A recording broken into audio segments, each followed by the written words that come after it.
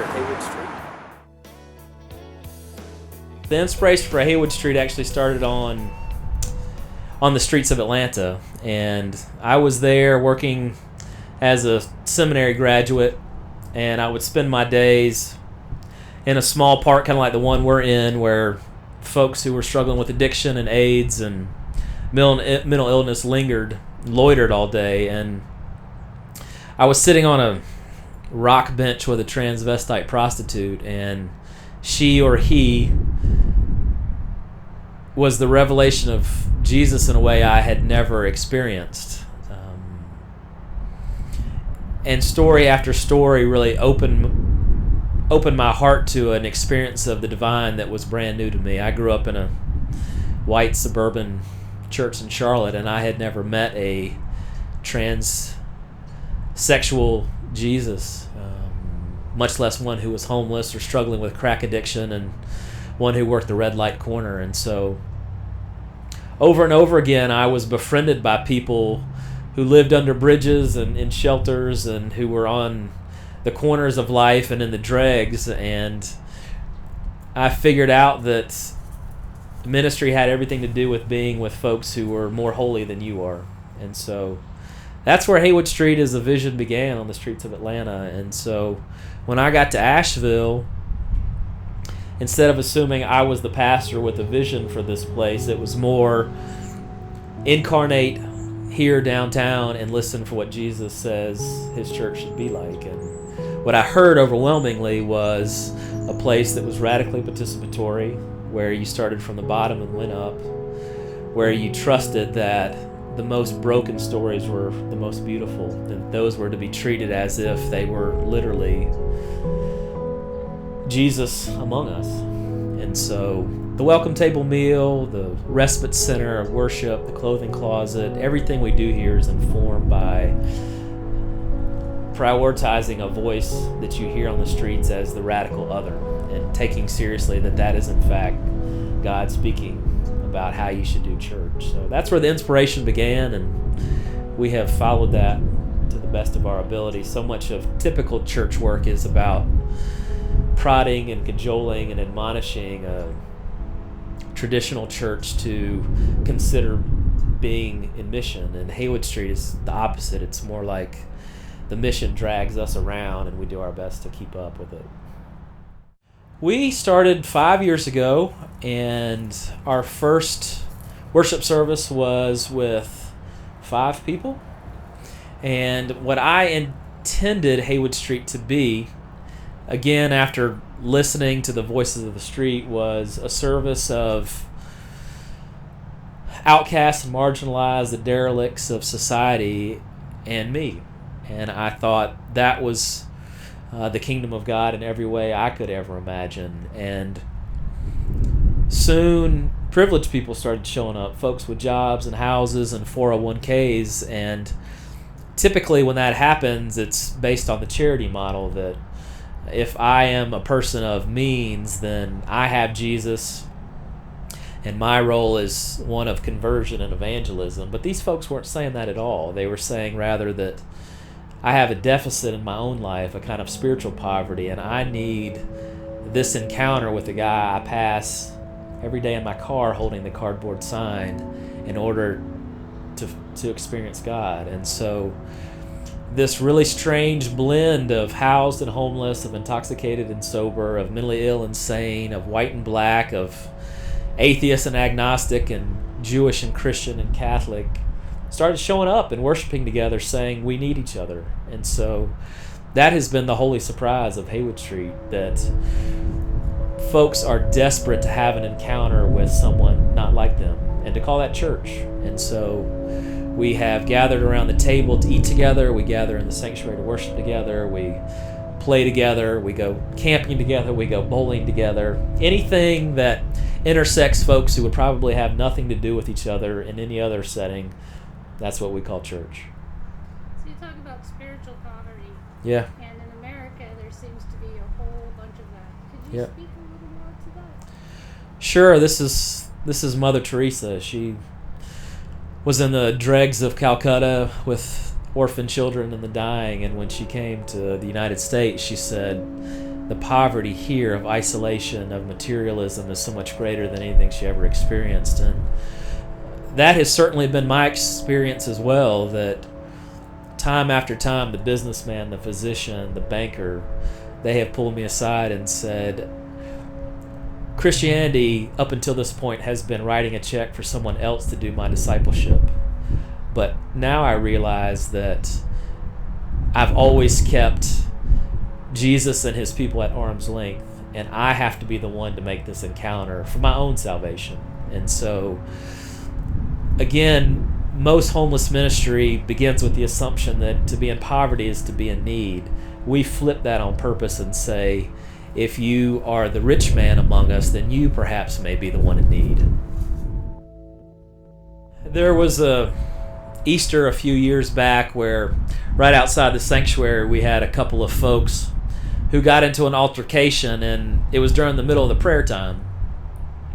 And the windows were open, it was a summer day, and so we could hear the cussing and the fist hitting flesh, and we just stopped the service and prayed for them. Well, the two folks in this altercation stumbled into the service. We knew them. They were our friends.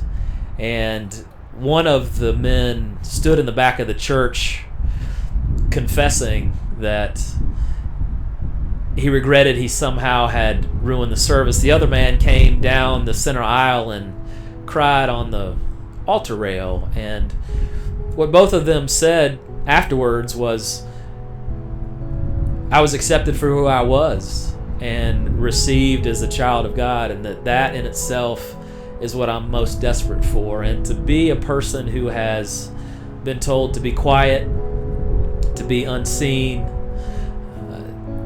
to be recognized and cherished as a child of God is always transformative. On the other side, we have had so many folks who have reached every degree of autonomy possible. They make plenty of money.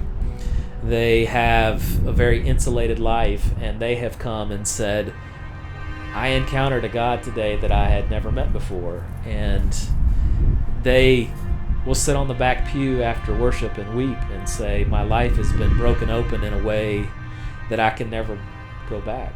I've experienced something that has changed me forever. It literally a conversion experience of sorts. And we've had all iterations in between. Kind of an archetypal experience is the person who will come and have an encounter with someone very unlike them. They'll sit at table, break bread, hold hands during worship, and say, I didn't realize that church was as simple as relationship. That in the same way God is always calling us, God is relentless in the pursuit to be in covenantal relationship with us, to be partners. Church is no more complicated than that as well. And so all my pretension, all my dogma, all my creeds, I can leave that aside and just simply open myself up to share a story, to listen, and that somehow the Holy comes and blesses that encounter every time. Yeah, it's one of the remarkable gifts of a place like Haywood Street that it is raw, it is chaotic, and it is incredibly honest. And what I hear folks who move in the higher circles of the world say often, especially in response to the prayer time, is, I spend my life masquerading with all of these different pretensions and masks, and to come and actually be asked to be myself is an invitation I don't get anywhere else. I don't have to be the expert. I don't have to be the CEO. I don't have to be the boss. All I have to be is a Christian. And so that has been one of the many ways that our street community has gifted our house community by modeling what it means to actually be a human being. And that is to say, I have foibles, I have gifts, I have graces, and I have everything in between. And there can be no other way to encounter God but as our deepest self. And so it's very common on a Wednesday for folks to come and say, I found out I was HIV positive today, or I found out I'm pregnant from the rape, or I lost my housing because I drank too much and my rent money went into the bottle, or whatever it might be. And so it's wonderfully refreshing to be around folks who will really tell you what's going on. You know, in United Methodism, we we rarely talk about the great conversion. Instead, we talk about plodding along, about growing in grace, and about 1,000 little conversions. And if salvation is saying yes to Jesus every moment of your life, then I've had many of those myself. They probably would... The first yes that I can remember it being of any significance was south of here to church camp, and I was in charge of the kitchen. I washed dishes and buttered biscuits and mopped floors every summer, and very much like Brother Lawrence, who is the great saint of kind of domesticity, I found an experience of God behind the closed doors in that dining hall, where my role was to make sure the campers who were there never knew who I was, that if I did my job, they would have a good breakfast, lunch, and dinner and never think twice about where it came from. And there was something about that simple discipleship that went on in complete anonymity that resonated in a very deep way with me, that Christianity all of a sudden was service. It had never been introduced to me that way. So that's one moment, and then the second, again, is the one I described in Atlanta, where I met a Jesus who was completely foreign, did not look like anything I'd ever seen, was certainly not the white Jesus that I see hanging in most churches. And I came to this truth that I first heard with Howard Thurman, that of all the ways God could come to us, God chooses to come as a homeless man, not to have a pillow, who hangs out with prostitutes and lepers and demoniacs, and that if you want to experience the holy, if you want to experience God, you have to go to all those places where God went, and there you will find Jesus waiting on you. And so that moment has shaped everything since. Can you be a Christian without service? No, you can't be a Christian without service. A guy named Kierkegaard, who had a great quote that Jesus doesn't need any more admirers, he needs followers. And so following is far and away the hardest thing to do. And that's simple service, to pick up your cross, whatever it might be, and say, yes, I will follow today and every day. Of all the ways, again, God could come among us, God chose to come to us as a naked man, as a hungry man, as an imprisoned man, as a sick man. And if we take Matthew 25 literally, then everyone here who shows up in that same situation is in fact the incarnate Jesus. So my judgment is, you are nothing less than God among us. And so all the labels that society has tagged onto you as drunkard or addict or schizophrenic or whatever they might be, at least for one day of the week when you're at church, those aren't your truth. Charity assumes I have resources and you don't, and so therefore there's an absence of relationship, and I'm here to fix you. And so when we try to encounter people as if I need to tinker with you to make you over in my own image, then I'm convinced there's an absence of God in that process. Regrettably, it's been done in the name of Jesus, beginning with the colonizers and on and on and on. But let's begin with, we're child of God. Your sister, I'm brother, and God will do the rest.